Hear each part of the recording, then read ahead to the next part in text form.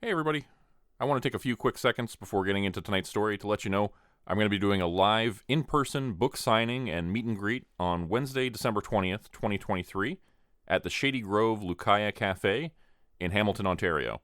So if you're in Southern Ontario or the Greater Toronto area and want to make a trip to say hello, I hugely appreciate it.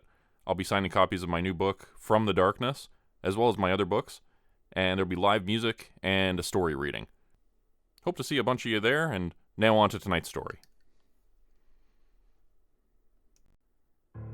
I'm writing this as a warning to everybody. Don't trust downtown Santa.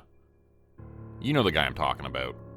He's walking around right now, wearing a grubby old beard that's no longer snowy white in color, but a dirty gray shade.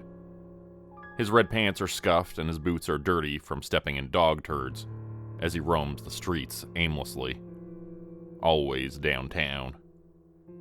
I knew the moment I saw him that he wasn't the real Santa Claus, despite the heavy-looking bag he carried on his shoulder and the red hat lined with white fur sitting atop his head. Still, he saw me right away and came stomping over to us from across the town square. "Oh no, he saw us," I heard my mom mutter, grabbing my shoulder protectively. "We should go." My dad shook his head, looking only slightly less worried than my mom. "No, that'll only make it worse. He'll probably cause a scene. Let's just get this over with." My mother looked horrified. Her eyes had gone wide, and she was staring at my dad as if he was losing his mind. "Over my dead body," she whispered furiously under her breath at him, but eventually relented as downtown Santa came within earshot. He strode over toward us with big, bounding steps and laughed merrily. "Ho, ho, ho! Merry Christmas! What do we have here? What's your name, little boy?" He asked with good-natured cheer. I wondered if maybe he wasn't so bad after all. Despite his appearance and my parents' obvious concern, he seemed decent enough, maybe just a little grubby. "Jacob," I said back to him. "Well, Jacob, have you been a good boy this year?" "I think so. I got good grades. I helped my friend with his homework yesterday.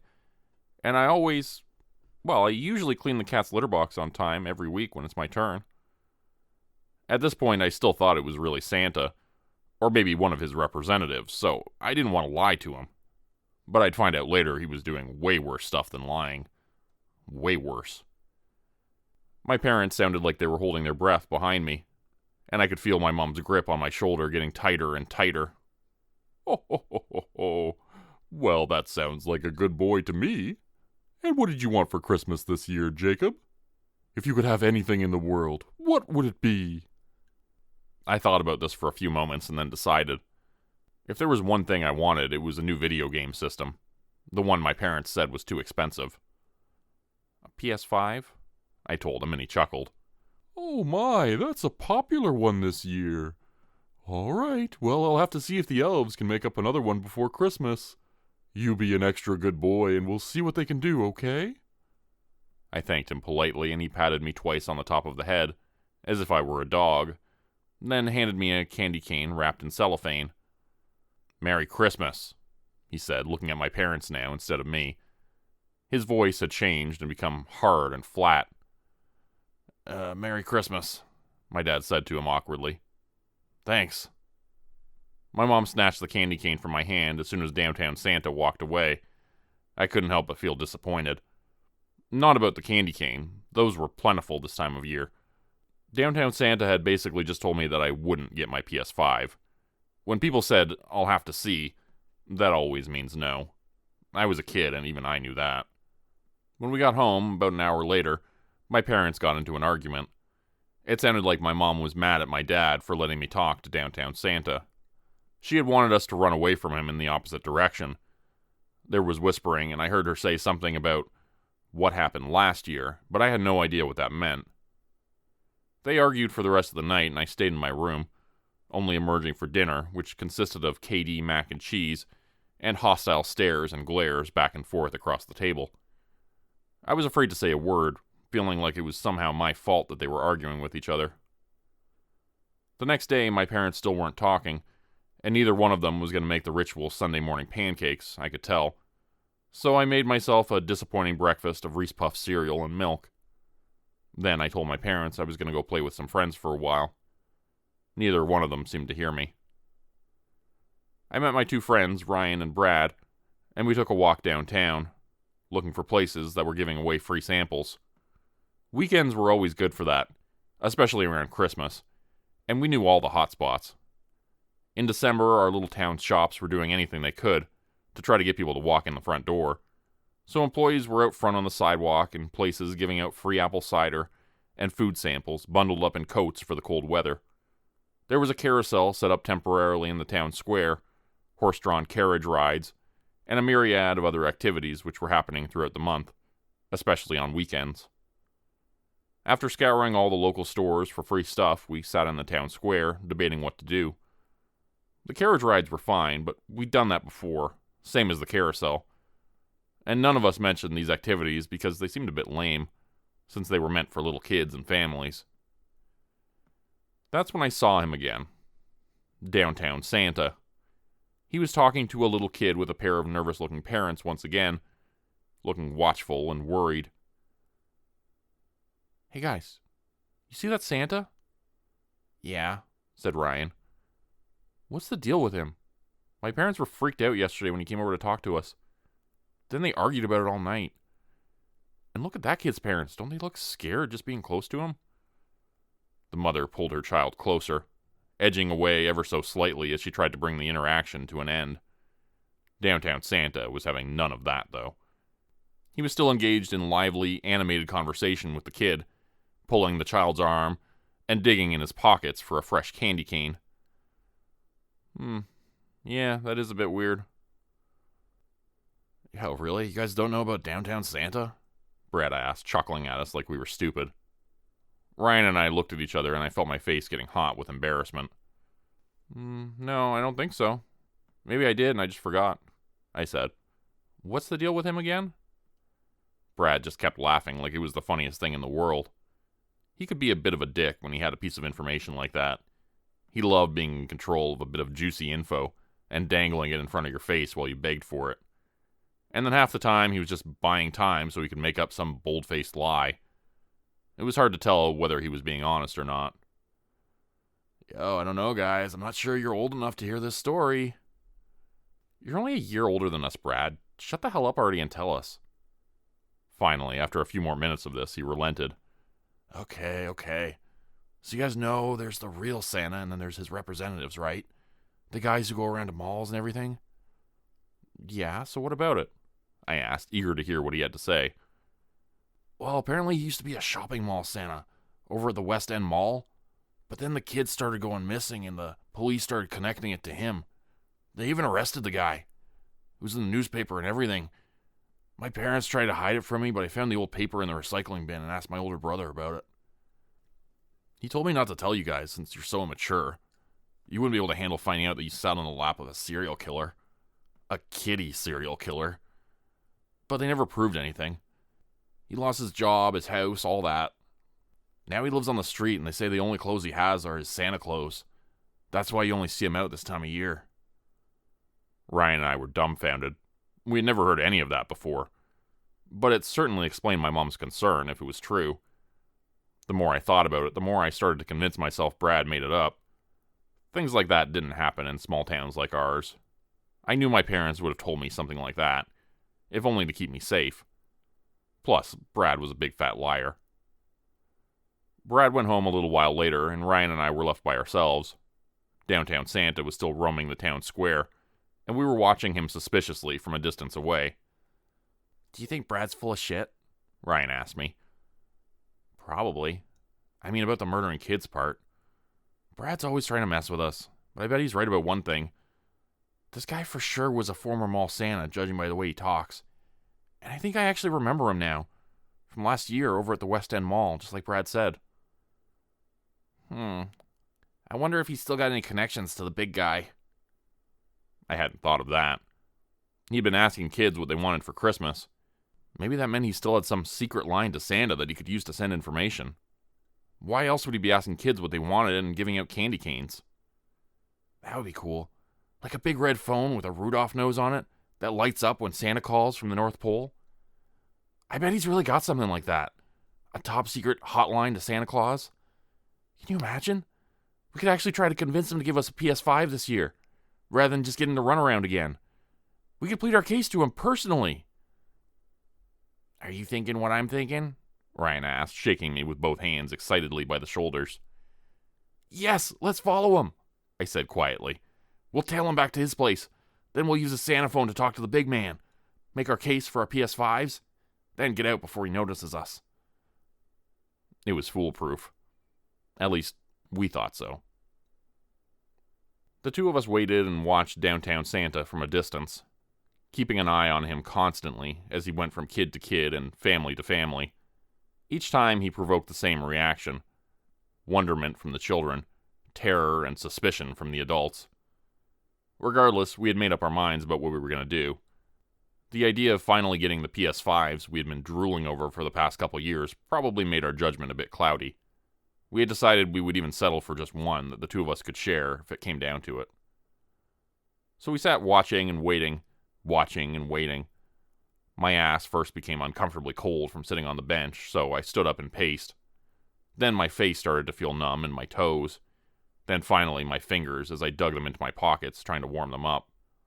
My extremities prickled and tingled with pins and needles as they became more and more painful the longer we sat. Man, he's never gonna leave. This guy's committed, Ryan said as downtown Santa marched across the town square for the umpteenth time to greet another family. He hadn't bothered to come over to us, though, I noticed. Maybe he just recognized me from the day before, I thought to myself. Finally, I saw a police officer come by, and the fake Santa's eyes went a bit wide and nervous at the sight of her. The cop marched right over to downtown Santa and told him something, and they argued back and forth for a minute or two. He wasn't happy with whatever she had to tell him. That did it, though. He started walking away, heading towards the warehouse section of town. Ryan and I followed after him, hurrying so we wouldn't lose him. The two of us chased him, hiding behind trees and signs and boulders along the way, whatever we could find so he didn't spot us. It was starting to get late in the afternoon when we finally stopped at an old abandoned warehouse near the edge of town, looking around, then lifting up a flap of rusty corrugated tin to enter the place. On the other side of the building was a forest, and there was a quiet, rarely traveled road nearby, which led out of town and into the country. Nobody was around, and it was very quiet as we walked up to the building, our footsteps crunching in the gravel. As we approached the door to go inside, I started to second-guess our plan. Are you sure about this, Ryan? What if Brad was right? What if he really is a kid killer? Man, that's a load of bull. I bet Brad can't even read a newspaper. And besides, our parents would tell us if there was a killer walking around in a Santa suit. And he wouldn't be allowed to hand out candy canes in the town square, that's for sure. I half agreed with him, but then thought about the cop kicking him out of the area, and the distrustful glares of the parents with their kids, and my mom's hand on my shoulder the day before, squeezing tighter and tighter until it hurt, as if she didn't even notice she was doing it. I opened my mouth to say something else, but Ryan was already slipping in beneath the piece of rusty tin. Following him, I started to feel the beat of my heart picking up speed, pounding faster and faster in my chest. Neither of us said anything as we snuck into the warehouse, sticking to the shadows and following the sound of movement ahead.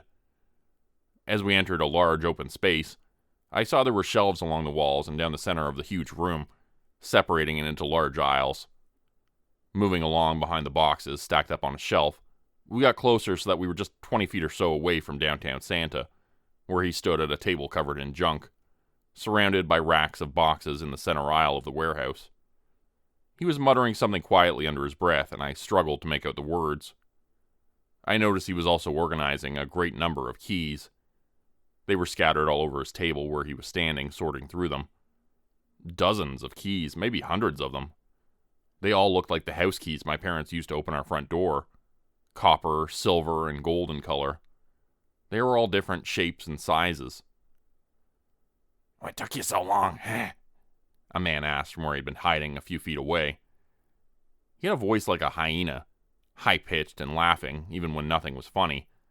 He was thin and muscular, tanned with broken teeth and mean eyes. His arms and chest were covered in tattoos, and he sat with a laptop computer and a recliner that looked like the one my dad owned, but even older and covered with even more holes. Unlike you, I had to actually talk to the cop. You just gotta run away. Same as last time. It's my face out there everybody sees all day long. That's why I told you, I'm taking 60%. I don't care if you like it. The hyena-sounding man, who I had begun to think of as Santa's elf, stood up and the laptop crashed to the floor with a bang. Cords were standing out on his neck as he raised a tattoo-covered fist and stuck out a finger, pointing it at downtown Santa. You're just a distraction. If anybody should be getting more, it's me. What you do takes no skill. Nothing. I'm the one who has to lift the damn keys, while you ask little Jimmy what he wants for Christmas. It's my gun, my van, my job. Just be happy I'm giving you 40%. Should make it 30 after this. Oh, you're gonna make it 30 now, you piece of... The next thing we heard was a scuffle, as the two men began to fight between themselves. Then, suddenly, one of the boxes on the shelf beside us went flying, and we jumped back to see downtown Santa had been thrown through the shelf and was now in the aisle we were hiding in. The boxes in between us and them had been empty, providing us no real protection whatsoever. Hey, there's kids over here! Lem, grab the gun! Neither one of us liked the sound of that, and we got up and tried to run away, but found he had a firm hold on both of us. The tall, red-suited man picked us both up like puppies and lifted us up by the backs of our coats. He was stronger than he looked, and definitely not old like Santa. Don't use my name, you idiot! The other man came around with a gun pointed at us. Downtown Santa was holding us both up by the backs of our coats as we struggled, but eventually relented seeing the gun. What the hell are you kids doing in here? Hey, you're the kid from downtown. They must have followed us here. We both started bawling and asked them to let us go, and downtown Santa reluctantly led us to the ground, still holding us both firmly in place. What did you see, little boys? You want to be good for Santa, don't ya? He asked, his gray beard in my face smelling like ash and stale cigarette smoke. Nothing. I swear, we didn't see anything. Please, let us go. We won't say anything. The tattooed man came over with the gun and pointed at us. My heart was hammering in my ears, and I barely heard what he said, with how afraid I felt. He said it again, and I did what he asked. Give me your wallets. You little freaks got wallets? IDs? We handed them over. Ryan had gotten a leather wallet the year before for Christmas, and I had asked for one for my birthday. It had my health card in it, my library card, and a bank card. Things like that. Ryan's wallet was about the same. After looking through them both, the tattooed man smiled. He nodded at downtown Santa. You boys both have keys for your houses, don't you? To get inside when your parents aren't home? I was too terrified to lie about it. I handed him my only key, which opened the front door of my house. Ryan did the same. All right, you boys be good and run home. You tell anybody you saw Santa and his elf here, well, you'll be in big trouble, said downtown Santa. But if you keep it a secret, you might just get that present you asked for. What was it again, a PS5, Jacob? And you wanted one too, didn't you, Ryan? We nodded our heads as they pocketed our keys, and he took pictures of the contents of our wallets. So don't tell your parents, okay? Santa can see you while you're sleeping. He knows when you're awake. Not only that, but he knows if you snitch on him, understand? So keep your mouths shut. You don't tell your friends, your brothers, sisters, nothing. You don't say a word about this to anyone. You take it to your graves, or else St. Nick here will send Jack Frost for you while you're sleeping. To put you on ice, get it? Again, we told him we understood, and I tried to contain the contents of my bladder as I waited for him to dismiss us. Eventually he did. The elf waved his gun at us and ushered us out of the warehouse, handing us 2 candy canes on the way out the door. Merry Christmas, he said, slamming it shut loudly behind us. We made a pact between the two of us not to say anything to our parents or to anyone else for that matter. We kept it between the two of us. At least, I did. Ryan told his parents the truth, at least about what he had seen. He left me out of it, though, not mentioning that I was there with him. He told me later that he didn't want to involve me, since it was his decision to go against what downtown Santa had told us. The police raided the warehouse the day before Christmas Eve, and found only the tattooed elf man who had been with downtown Santa. The man who had threatened us with the gun was arrested, but his partner in crime wasn't found. None of the keys were recovered either. All of them were mysteriously missing. That Christmas morning, I awoke and ran out to the living room with excitement, happy to find a big new present under the tree which had not been there the night before. My parents saw it as well, and my mom clutched my dad tightly. After a minute of debate, my dad approached it and lifted up the gift bag, reading it as if it were attached to the toe of a dead body at the morgue, rather than a present. "It says it's for Jacob. From Santa." "Can I open it?" I asked. "Maybe it's my PS5. "The tag says, for being a good boy and keeping your promise." "What does that mean? Jacob, do you know anything about this?" That was when it hit me. It wasn't a gift from the real Santa. It was from the other one. The one who had threatened us. I had completely forgotten his promise. I hadn't even considered the fact that he might follow through on this part of it. "Sorry, son, I think I should look at it first. We don't know where this came from." I didn't object. In fact, I was more than a little concerned as he began to tear at the seams of the gift. He peeled back the wrapping paper slightly. Slowly, he tore the paper off further and further, his hands shaking. Beneath the festive Santa print wrapping paper was a large, plain, brown cardboard box. Unsealing the top with a box cutter, my dad opened it up. "Huh," he said. "I'll be damned, it actually is a PS5. I guess it's for you, Jacob. But I don't know where this came from. Do you, Marie?" My mom shook her head, looking nervous but slightly hopeful. They had wanted to buy me the gaming system, I knew that much, but they just hadn't been able to afford it. Had it really been Santa who'd brought it? "It's a miracle," my mom said quietly. "We couldn't afford it and it just shows up under the tree." I wasn't excited by the sight of it, despite her hopeful thoughts. And as my dad pulled the PS5 package out of the larger box, I was secretly expecting something bad to happen. I just didn't know what. Then, before I knew what was happening, my mom started screaming. The PS5 box was bloody on the bottom, dripping red onto the carpet. I couldn't help it. I stepped a few feet closer and looked inside the big gift-wrapped box my dad had opened. Beneath the PS5, downtown Santa had left 2 more presents. These ones for me as well. Warnings to keep my mouth shut. Ryan's parents' dismembered heads were rolling back and forth, off balance at the bottom of the gift box. Their eyes stared up at me, blank and vacant. Their mouths were open, and I saw something dark had been stuffed inside each of them. A lump of coal.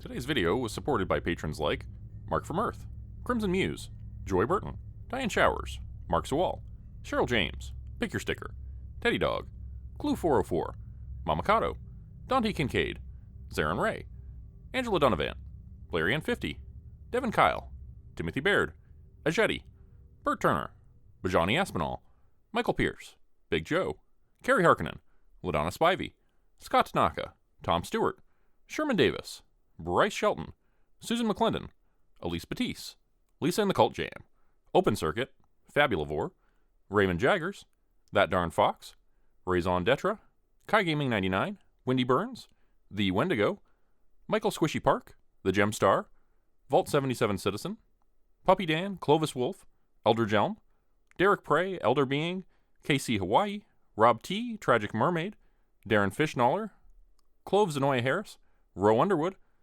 Florida Man Luke, Bethany's Mom, Winter's Kiss, Sam Brook, The White Stag, Corgi Connection, No Name, and Martakara. If you'd like to help support the channel, please consider joining my Patreon page at patreon.com/Jordan Group Horror. As a patron, you'll get access to bonus videos and content, as well as a Discord channel. You'll be credited at the end of every video going forward, and if you decide to stay for 3 months, I'll name a character after you, which will be featured in a Hollow's End story. Links to join the Patreon are in the description. Thanks everyone for listening. Please like, subscribe, and comment to help the channel continue to grow. It really does help out a lot. And see you again next time at 4 p.m. Eastern Standard Time. Hope you have a great night.